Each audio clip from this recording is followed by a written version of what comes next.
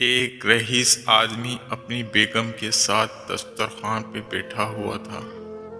دسترخوان اللہ پاک کی ہر نعمتوں سے بھرا ہوا تھا۔ اتنے میں ایک فقیر نے صدا لگائی کہ اللہ کے نام پہ کچھ کھانے کے لیے دے دو۔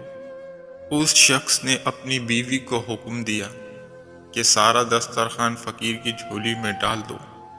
عورت اٹھی اور ایسا ہی کیا جیسا اس کے شوہر نے بولا تھا۔ عورت نے جب اس فقیر کا چہرہ دیکھا تو دھاڑے مار کے رونے لگی۔ تو اس کا شوہر بھاگتا ہوا آیا اور پوچھا کیا ہوا؟ تو وہ بولی یہ شخص ایک بہت امیر آدمی تھا اور میرا پہلا شوہر تھا۔ ایک دن ہم ایسے ہی دسترخوان پہ بیٹھے کھانا کھا رہے تھے کہ ایک فقیر آیا، صدا لگائی، بہت بھوکا ہوں، کچھ کھانے کے لیے دے دو۔ یہ شخص اٹھا اور فقیر کی ایسی پٹائی کی کہ لہو لہان کر دیا۔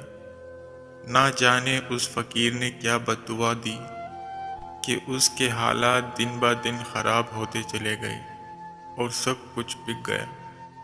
اس نے مجھے بھی طلاق دے دی اور کچھ عرصے بعد میری آپ سے شادی ہو گئی۔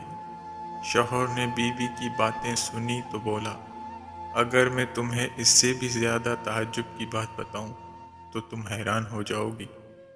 اس شخص نے جس کی پٹائی کی تھی وہ میں ہی تھا۔ قدرت کا بھی عجیب نظام ہے۔ اللہ پاک نے مال، دولت، بنگلہ اور بیوی بھی چھین کر اس شخص کو دے دیا جو فقیر بن کے کبھی اس کے در پر آیا تھا، اور چند سال بعد اللہ پاک نے اس شخص کو فقیر بنا کے اسی در پہ لا کھڑا کیا۔ ہمیشہ اللہ پاک کی نعمتوں کا شکر ادا کرنا چاہیے اور دوسروں کی مدد کرنی چاہیے۔